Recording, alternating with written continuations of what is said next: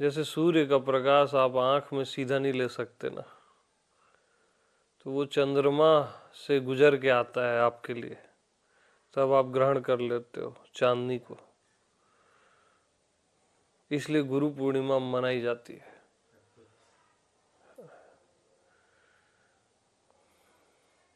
हमारी क्या दिक्कत है मालूम, हम चाहते हैं गुरु से मुक्त हो जाएं तत्क्षण, गुरु की जरूरत न पड़े। हमारी एक प्रॉब्लम है। गुरु मुक्त जरूर करेगा, एक समय में आने के बाद अपने से भी कर देगा। गुरु कभी बांध के नहीं रखेगा आपको, और जो गुरु आपको बांध के रखता है वो गुरु नहीं, शैतान है। गुरु कभी आपको बांध के नहीं रखेगा। हाँ, लेकिन जब तक आप उस दशा में नहीं आ गए हो तब तक वो ये जरूर बोलेगा कि गुरु का संग करो। संग करना एक अलग चीज है, बांध देना एक अलग चीज है। इसलिए पहली भक्ति संतन कर संगा, बाकी सब बाद में। प्रथम केवल वही नियम है, संतन कर संगा, बस।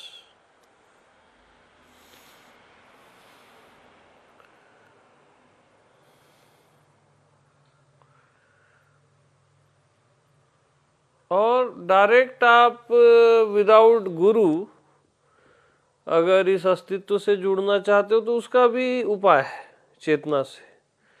तब अंतर्यामी आपका गुरु रहेगा, आपका अंतर्यामी, वो सबसे सही गाइड करता है। लेकिन तब भी आपको गुरु बना नहीं पड़ेगा, अंतर्यामी को।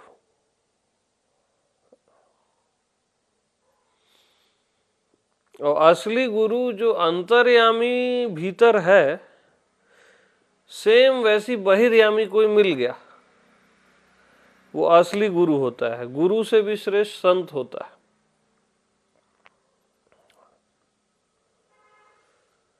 यानी जैसे आपका अंतर्यामी है वैसे ही बाहर वो रहता है, बहिर्यामी।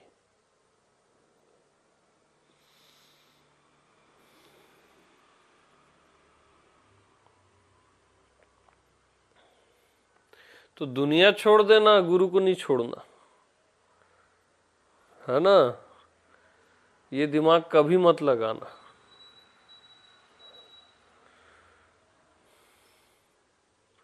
क्योंकि आप अकेले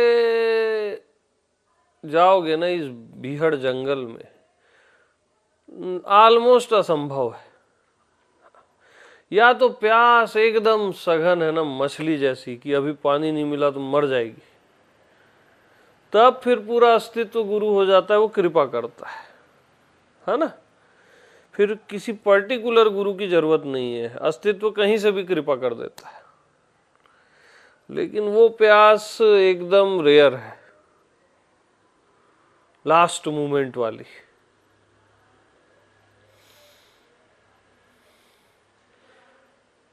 और अगर वो प्यास भी है तब भी मैं बोलूंगा कि गुरु के सानिध्य में रहना चाहिए, तब भी।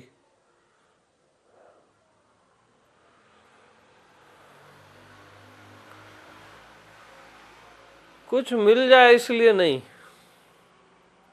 संग साथ का एक महत्व है, एक आनंद है।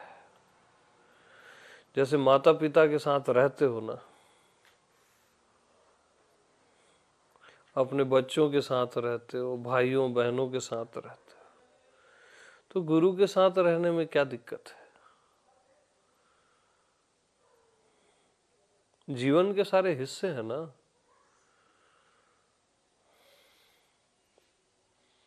हाँ, गुरु लेकिन काट डालेगा आपको हर जगह से, कहीं का नहीं छोड़ेगा, और उसी में आपकी भलाई है। और ज्यादा पुचकार रहा है गुरु आपको, ज्यादा ही तारीफ वारीफ कर रहा है, और वो फिर रॉन्ग है ना। एक ही बार बोलेगा बस वो कि तुम राइट हो अभी, एब्सोल्युटली राइट, कि अब उड़ जाओ बस। उसके पहले तक तो काटते रहेगा वो, जो अनुभव लाओगे काट देगा, अपना पास्ट लाओगे काट देगा, बुद्धि मन लाओगे काट देगा।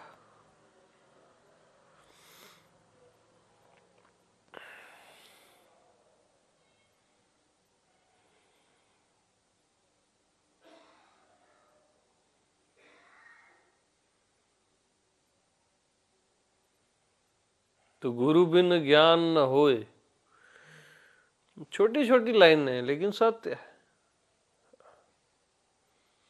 अरे हरि विसारो पर गुरु न विसारो, जरूरी है ये।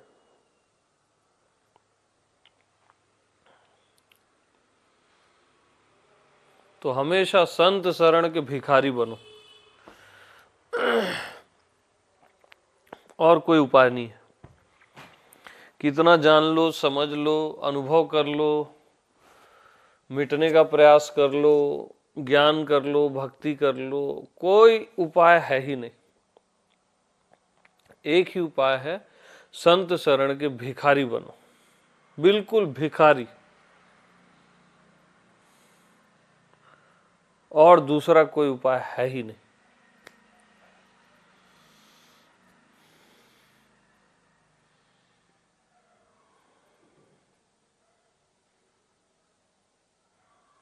पहली भक्ति संतन कर संगा,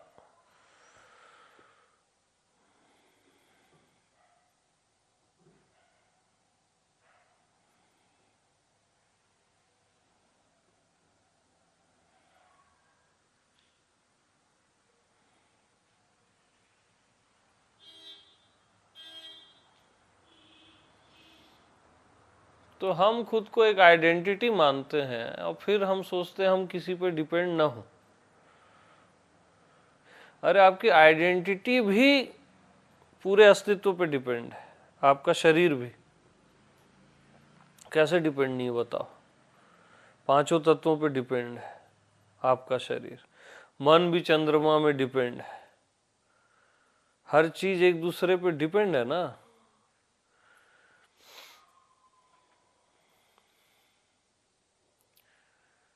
अब आत्मा किसी पे डिपेंड नहीं है। क्यों डिपेंड नहीं है मालूम? क्योंकि उसके लिए कोई दूसरा है ही नहीं। सबकी आत्मा उसी की आत्मा है, गुरु की भी आत्मा, तब डिपेंड नहीं है। आइडेंटिटी वाला डिपेंड रॉन्ग वर्ड है ना, लोग उसी कैटेगरी से सोचते हैं कि गुरु पे भी डिपेंड ना होना पड़े। आत्मा मतलब पूरा विश्व रहता है ना आत्मा, तो वो फिर किस पे डिपेंड होगा? वो तो गुरु का भी स्वयं है।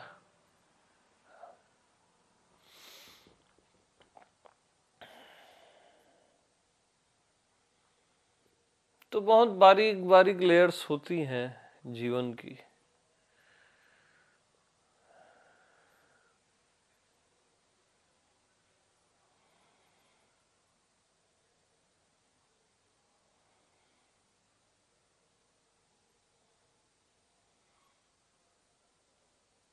तो शरणागति ही एक उपाय रहता है, और कोई दूसरा उपाय नहीं।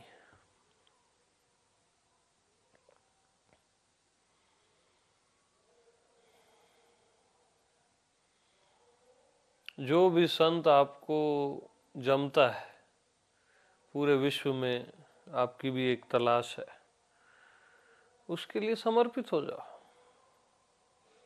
बात ही खत्म। फिर कुछ मिले ना मिले चलेगा, कोई धंधा तो नहीं कर रहे हैं,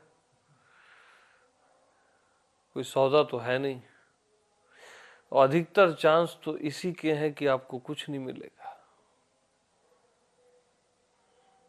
उल्टा कई चीजें छिन जाएगी, आपका व्यक्तित्व छिन जाएगा, देह भाव छिन जाएगा, मन भाव छिन जाएगा, सब छीन लेता है गुरु, कुछ देता थोड़ी ना, उल्टा चिल्लाता भी है। हाँ,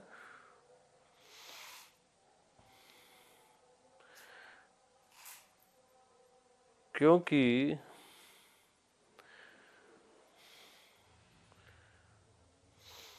आपको बेसहारा करता है, वो अपना सपोर्ट बनाए रखता है लास्ट तक, जब तक आप स्वयं ब्रह्म नहीं हो जाते।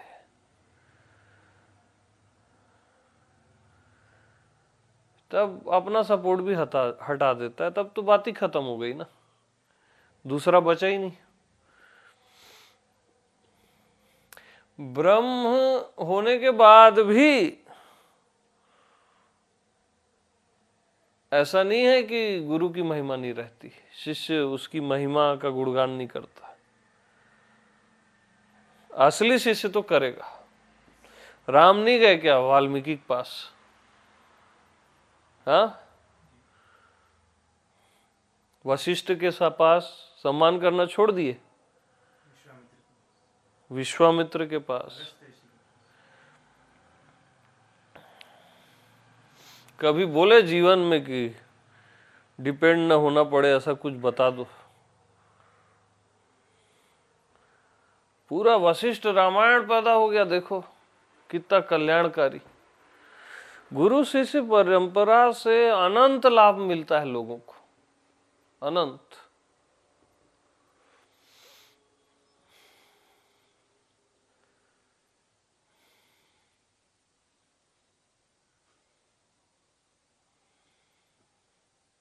शिव खुद लोमस ऋषि के पास जाते हैं रामायण सुनने, काकभूषुंडी के पास जाते हैं।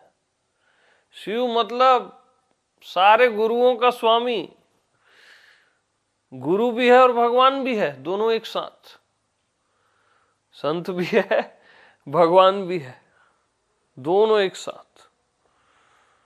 तब भी वो कथा सुनने जा रहे हैं काकभूषुंडी के पास, और सुन रहे हैं बैठ के, बता नहीं रहे। इसको बोलते हैं क्वालिटी हायर, सरलता, सिंपलनेस।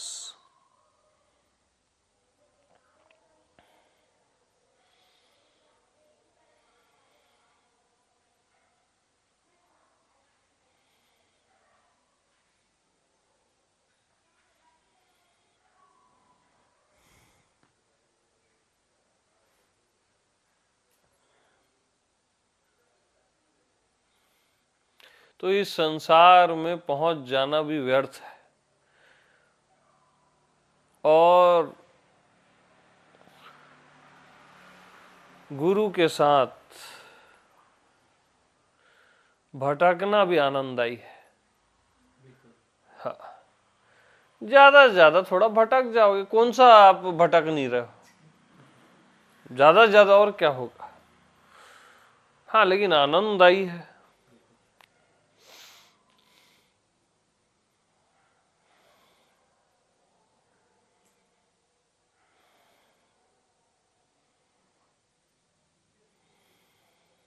और वो तैयार रहना चाहिए, बगैर किसी कामना के कुछ मिल जाए ऐसा नहीं।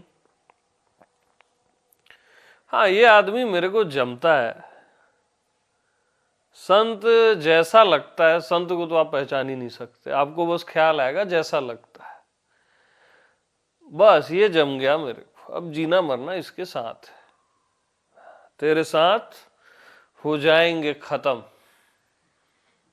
तुझे इतना चाहने लगे हम।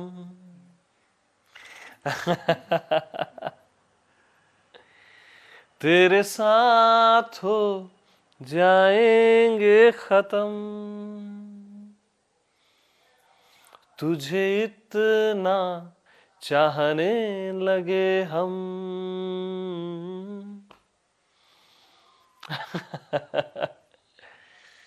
ये लाइन जब तक नहीं आएगी ना, तब तक कई चीजें ऐसे ढकी ढकी सी रहती है, छिपी छिपी सी रहती है।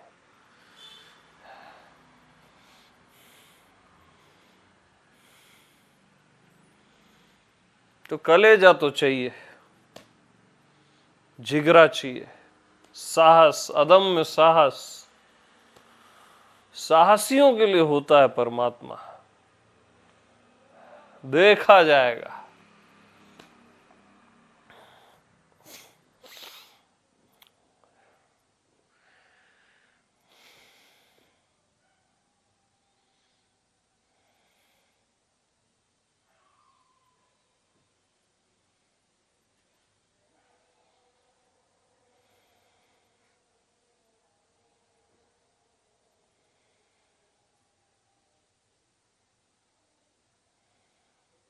तो अंत में, लास्ट में गुरु भटकने पहुंचने दोनों से मुक्त कर देता है, यानी उस जगह की पहचान करा देता है जहां ये दोनों है ही नहीं, बंधन, मोक्ष, जीव भाव, परमात्मा का भाव। बट रियल में ये खाली शब्द न रहे, वो फ्लावरिंग, वो खिलावट तो बगैर संत शरण के भिखारी बने नहीं आती, आ ही नहीं सकती, असंभवम।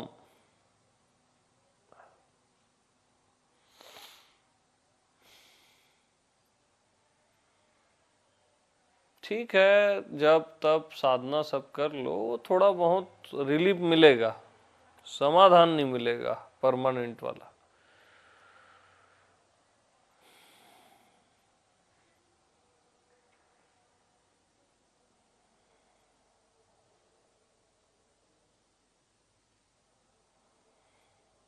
अब कृष्ण ऐसी थोड़ी ना बोले कि संतों के पैरों की धूल को मैं लगाता हूं, मतलब अवतार बोल रहे हैं, मतलब समझ जाओ ना वो मैसेज क्या है। मुंह से अधिक संत करी लेखा, राम जब बोल रहे हैं तो समझ जाओ ना भाई।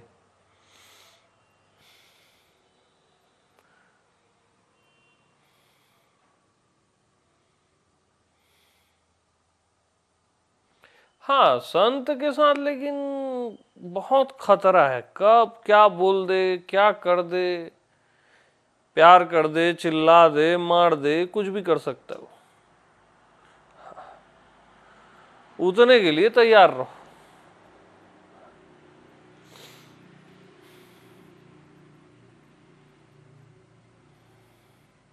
पता नहीं क्या क्या कर देता है वो।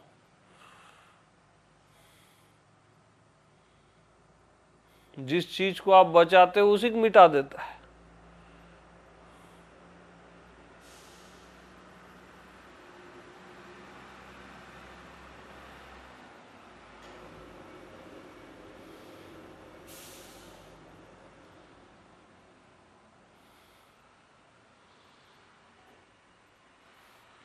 और एक चीज बताऊं मैं, मालूम, भरोसा ऐसे ही नहीं आता, भरोसा करने के बाद ही आता है।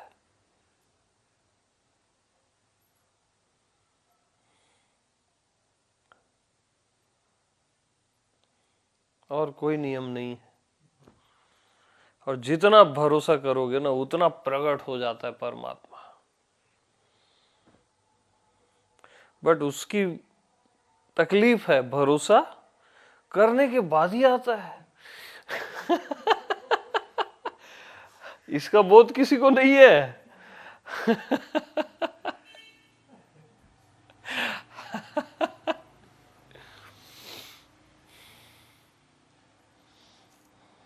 तभी तो भाई इतने बड़े रहस्यों को ऐसे ही थोड़ी ना आपको चलते फिरते।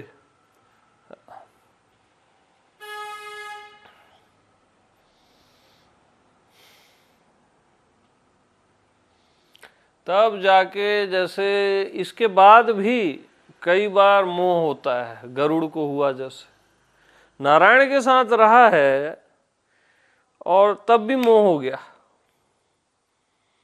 कि लक्ष्मण राम इनका जो सर्प नागपाश है उसको मैं ही खोला हूं। ये कैसे बंधन से छुड़ाएंगे, इनका बंधन तो मैं खोला हूं बोले।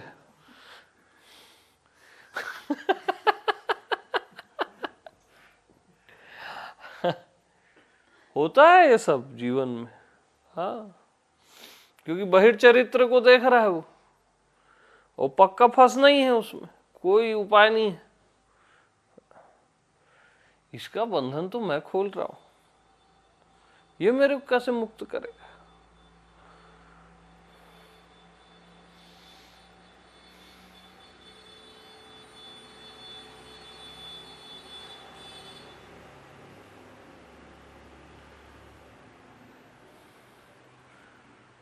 तब वो नारद के पास जाता है कि कुछ गड़बड़ हो गया है लगता है।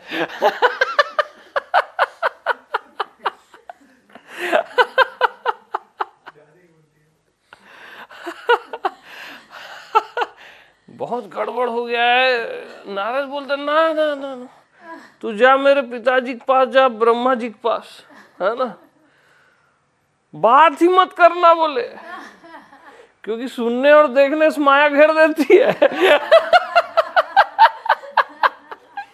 बिल्कुल जा, नारायण नारायण, हाँ, मेरे को कुछ नहीं बताना बोले।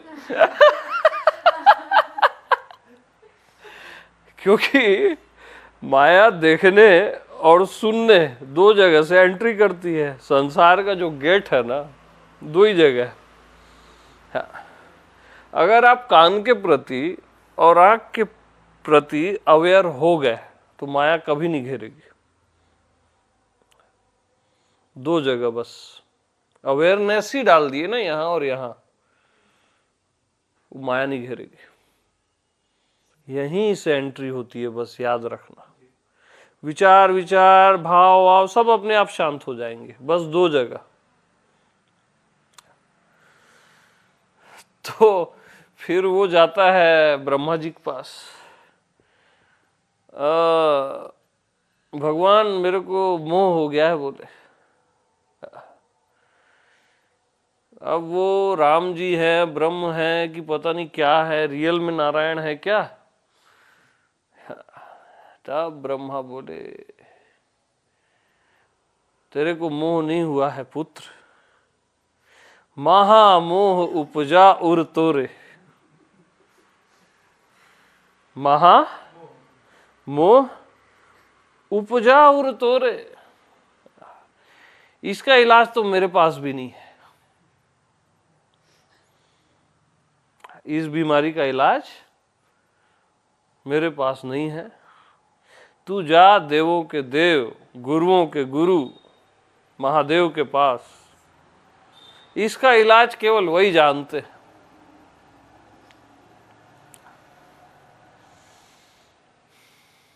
महामोह उपजा उर तोरे, ऐसा कोई सुन ले कि यार मेरे को दुनिया की सबसे घातक बीमारी हो गई, महामोह, मोह भी नहीं, महामोह, ऐसा कोई सुन ले, उसकी सीने में क्या बीतेगी उसकी जिंदगी में। आप लोग, मैं आपको बोल दूं जैसे कि तेरे को महामोह हो गया, मेरे पास इलाज नहीं है, तू शिव जी के पास जा। और तू शिव जी को खोजेगा भी कहां। ठीक है, तो क्या बीतेगी। तब फिर भारी छाती लेके वो गया शिव जी के पास। तो शिव जी उसको रास्ते में ही मिल गए, वो कहीं जा रहे थे। भगवान मेरे को महामोह हो गया है बोले। अब आप ही हो देवों के देव महादेव, और मेरे पास दूसरा कोई उपाय है ही नहीं।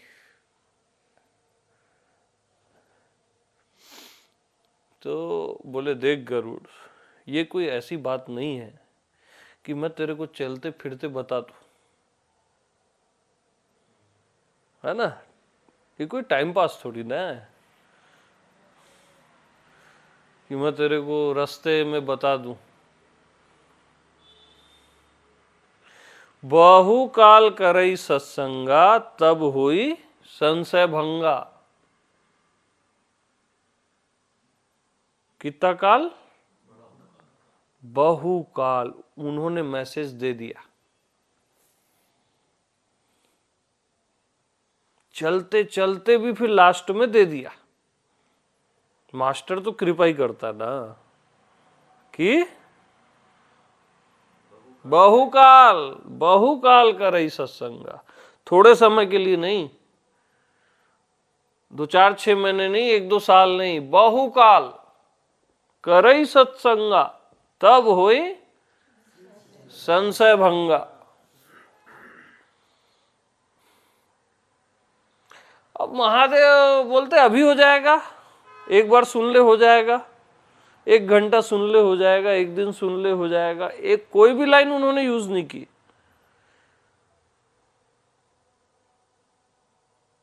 उन्होंने इतनी परफेक्ट लाइन बोली है, बहुकाल करई सत्संगा तब हुई। क्योंकि बहुकाल आप जब सत्संग करते हो तो समय से पार चले जाते हो, फिर काल ही नहीं रहता।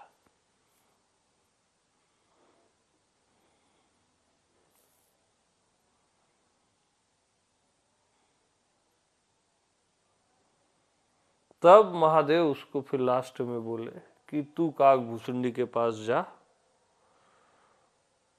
खग ही जाने खग ही की भाषा, और वो सत्संग कराते हैं, जाके श्रवण कर सत्संग का। तब वो काकभूषुंडी के पास गया। तब काकभूषुंडी पूछे, कैसे खग राजा, खगों के राजा, गरुड़ राजा है पक्षियों का। और फिर वहां सत्संग चलता है उनका, तब जाके उनका महामोह दूर होता है।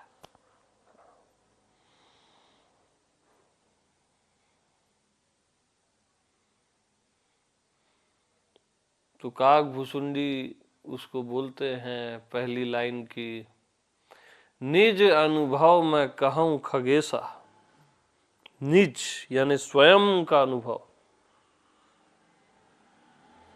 निज का मैं कहूं खगेशा, बिनु हरि भजन न जाए कलेसा।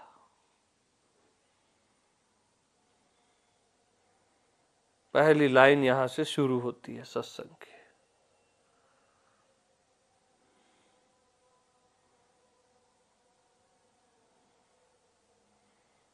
और फिर निरंतर बहुकाल सत्संग चलता है और उसका महामोह भंग हो जाता है, संशय गिर जाते हैं।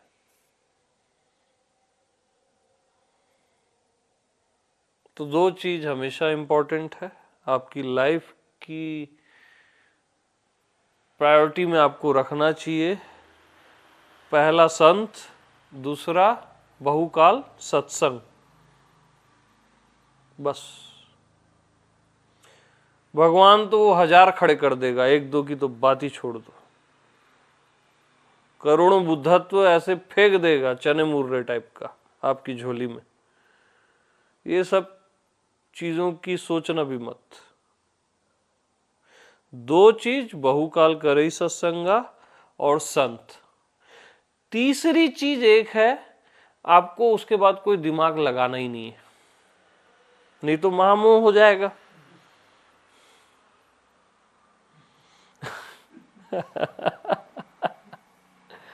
पक्का होगा दिमाग लगाओगे तो बात खत्म।